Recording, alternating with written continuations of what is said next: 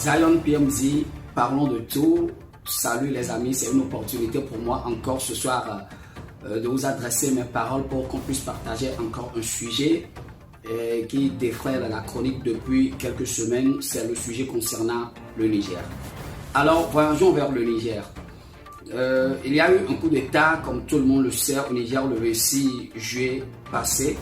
Aujourd'hui, nous sommes au dimanche, le 6 août, la date dont l'ultimatum est donné de rétablir sur le plan constitutionnel, comme tout le monde le dit, ou soit la CEDEAO le dit, les organisations internationales comme l'UE, la France, l'Allemagne, l'Amérique, de rétablir le président déchu, Bazoum, de le rétablir dans ses fonctions en tant que président selon l'ordre constitutionnel.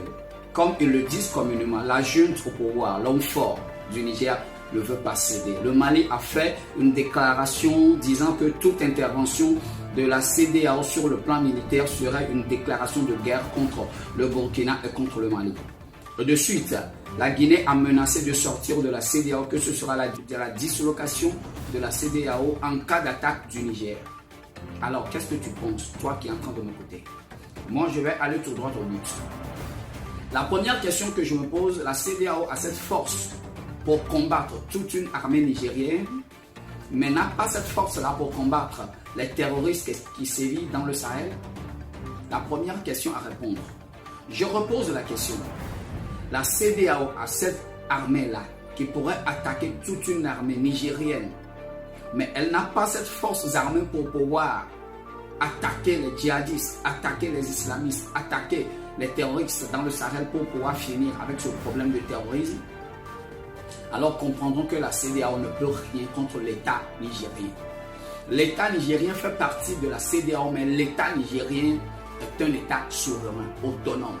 Mais ce qui se passe au Niger, ce qui se passe au Niger aujourd'hui, il n'incombe que les Nigériens, n'incombe que le peuple nigérien. C'est le peuple d'en décider comment prendre son destin en main. La CEDEAO n'a rien à dire. Surtout les sanctions contre le Niger, ce sont des sanctions qui sont injustifiées, ça c'est un. Ce sont des sanctions qui sont des sanctions non valides, non valables, quelle que soit la manière dont ils veulent faire ou mettre en évidence ces sanctions.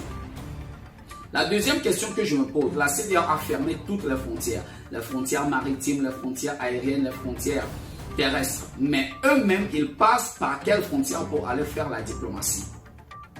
Si moi j'étais au Niger, je refuserais, tant qu'ils ont fermé les frontières aériennes, que tout avion de la CEDEAO ne se posera pas sur le sol nigérien, jusqu'à ce qu'ils ouvrent les frontières aériennes pour que nous aussi nous puissions voyager sur le plan aérien facilement.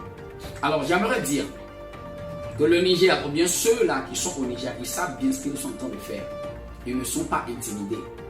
Le Niger, pendant des années, a vécu dans le feu, c'est-à-dire a vécu avec des terrorismes et ils connaissent bien ce qu'est les armes. Ça, c'est un. Deux, le Niger n'a pas peur de la CEDEAO, de n'importe quelle force armée qu'on défrayera au Niger. Ils n'en ont pas peur. Parce que ceux qui sont au pouvoir, ce sont des généraux, ce sont des combattants. C'est des gens qui sont allés au front depuis le temps du terrorisme pour combattre les terroristes. Ils connaissent la voie des Kalachnikov, des pistolets automatiques, des armes lourdes, des artilleries lourdes. La CEDEAO a échoué dans sa mission. Si c'est un président de la CEDEAO qui trafique la constitution pour se maintenir encore au pouvoir pendant 15 ans, pendant 20 ans, pendant 25 ans, même pendant 50 ou 60 ans, la CEDEAO ne lèvera pas un petit doigt pour dire que la constitution est violée. Mais comme on a pris le pouvoir par les armes ou bien par la force, la CEDEAO s'est levée pour réclamer une constitution.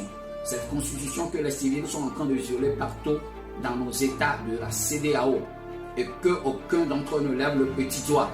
Aujourd'hui, ils veulent donner la leçon de constitutionnalité à qui?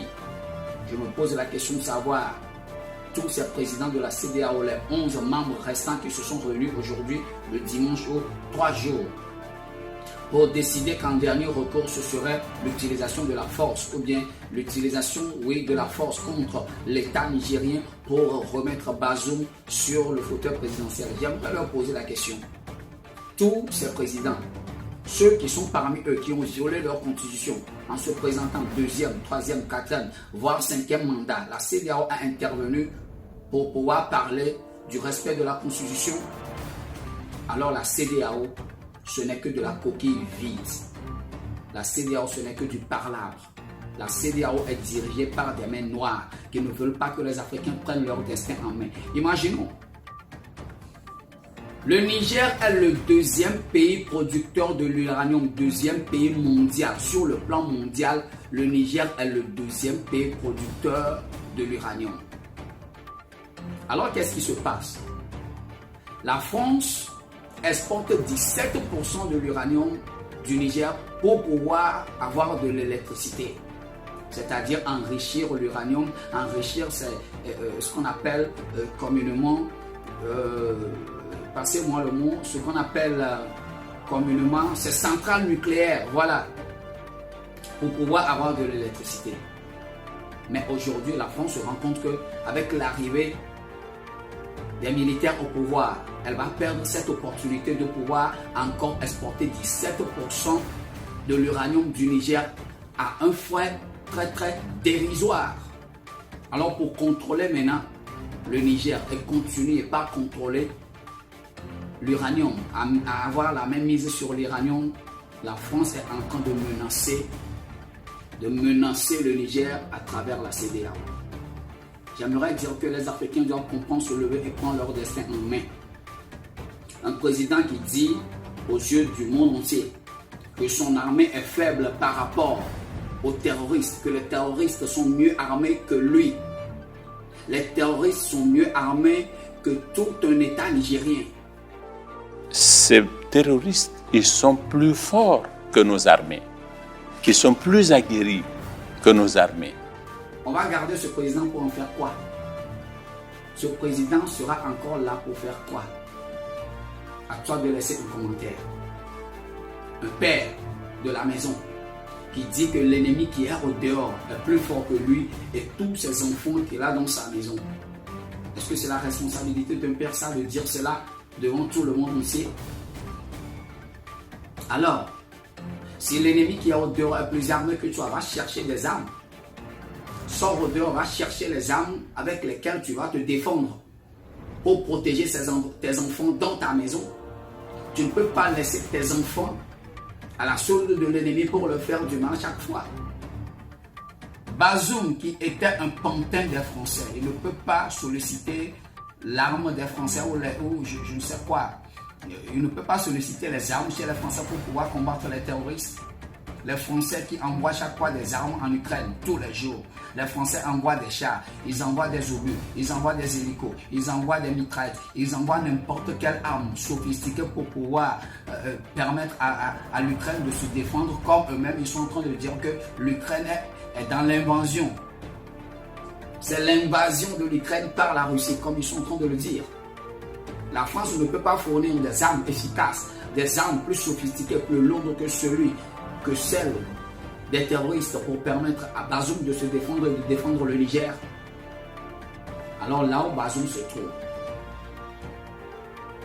c'est là qu'on l'a déposé aujourd'hui.